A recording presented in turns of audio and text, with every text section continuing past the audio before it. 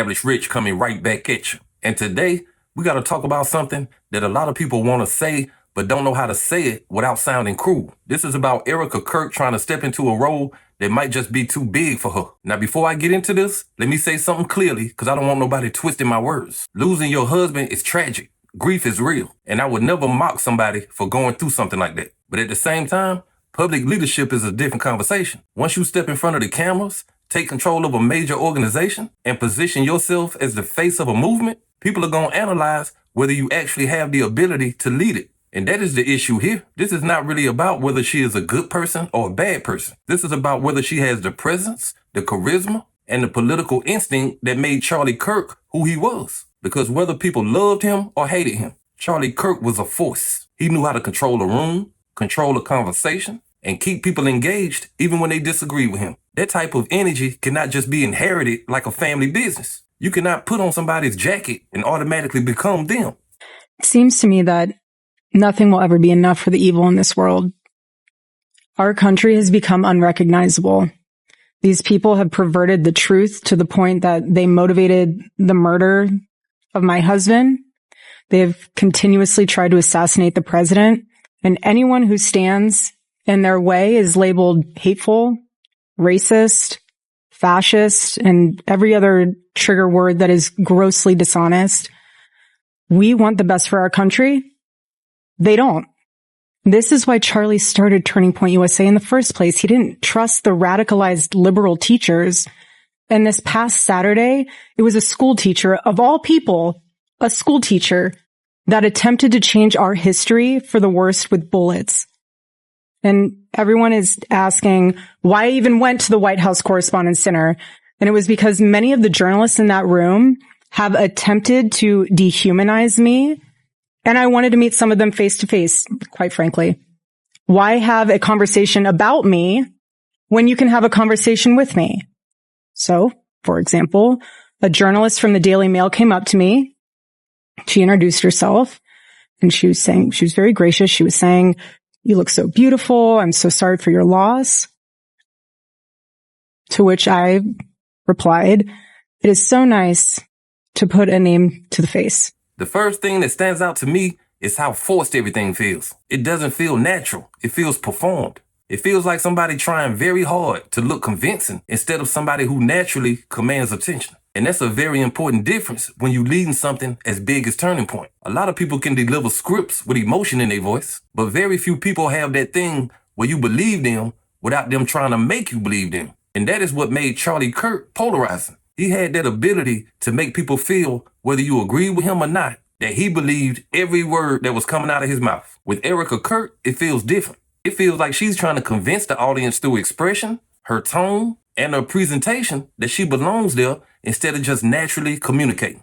And people pick up on that immediately. Audiences are smarter than people think they are. They can tell when something feels organic and when it feels manufactured. Now let's talk about the bigger issue here, because this is not just about one video. This is about the reality that some people are not replaceable. And I think social media has created this notion that anybody can step into a role if they have the platform. And that's just not true. Certain people have a presence that can't be duplicated. Certain people have a way of connecting with their audience that is rare. And whether you agree with Charlie Kirk's politics or not, he had that. He built a machine around his personality, his delivery, and his ability to generate attention. You cannot copy that formula just by standing in the same room and using the same language. That's just not how charisma works. There has never been a president who has faced this many assassination attempts in Americans' entire history. And after each one, the reaction from the far left has been, at best, a shrug, and in some cases, a sick disappointment that the shooter was unsuccessful.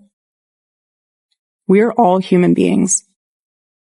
And if you can just pause and just take a minute and ask yourself, how would you feel if even just one person made cruel jokes about the attempted murder of your loved one?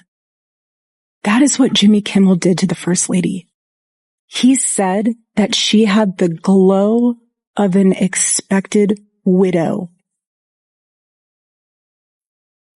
The glow of an expected widow. Just 48 hours before that nightmare almost became a reality. In this culture we're living in, absorbs disagreement as a form of personal betrayal. It turns having an opposing viewpoint into a moral crime worthy of punishment. And here's what I've realized through all of this, truly, having lived through quite literal hell these past 7 months, if you strip someone of their humanity long enough, you will arrive at the chilling conclusion that they don't deserve to exist at all.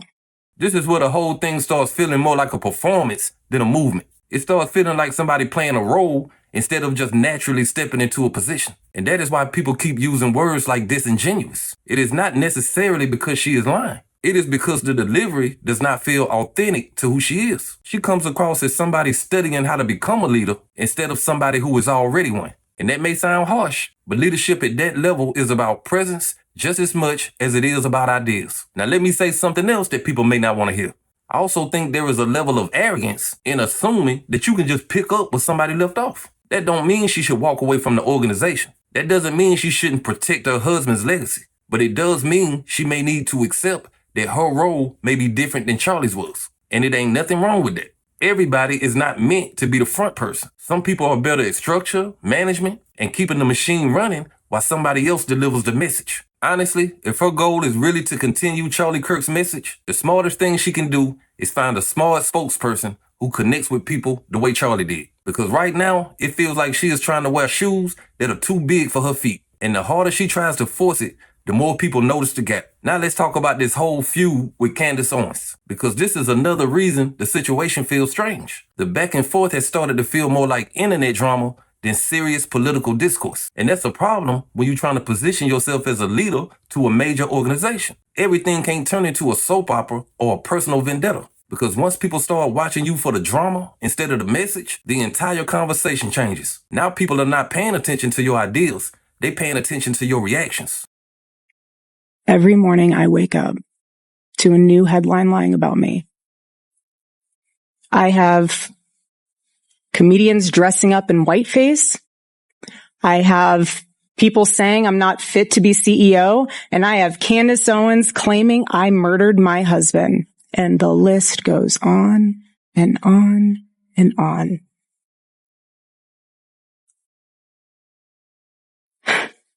There is a serious epidemic of dehumanization plaguing this country. The most unthinkable tragedies have now become commonplace in our daily headlines, and yet the media finds a way to conveniently explain away violence. This is what we're up against. This is what we're up against.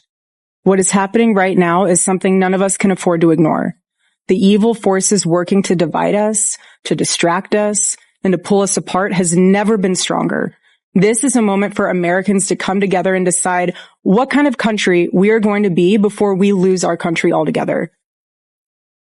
In Romans chapter 12, verse 21, it says, "Do not be overcome by evil, but overcome evil with good."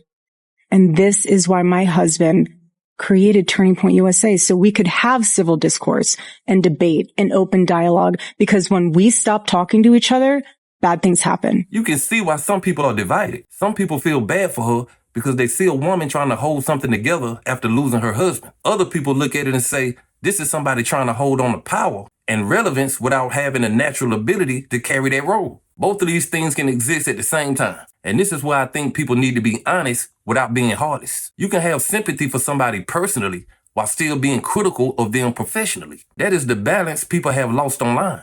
Everything don't have to be extreme. You don't have to hate somebody to admit that they may not be the right person for a certain position. And again, this is not about whether or not she should be involved in the organization. It's about whether she should be the face of it. Those are two completely different responsibilities. Because when you are the face of something, you have to have a certain gravity to you. You have to walk into a room and naturally command attention without looking like you are trying to command attention. That is what people like Charlie Kirk, whether you agree with him or not, understood very well. They knew how to hold a camera, hold an audience, and hold a moment. And right now, Erika Kirk looks more like somebody acting in a political drama than somebody leading a political movement. That's just the energy it gives off to me. Now, maybe over time, she'll grow into the role. Maybe she becomes more natural, more comfortable, and more confident. That's possible. But right now, It feels like people are watching her because of who her husband was, not because of who she has proven herself to be. And that is a very different type of attention. At the end of the day, this situation shows something important about leadership. You can inherit a platform, you can inherit a title,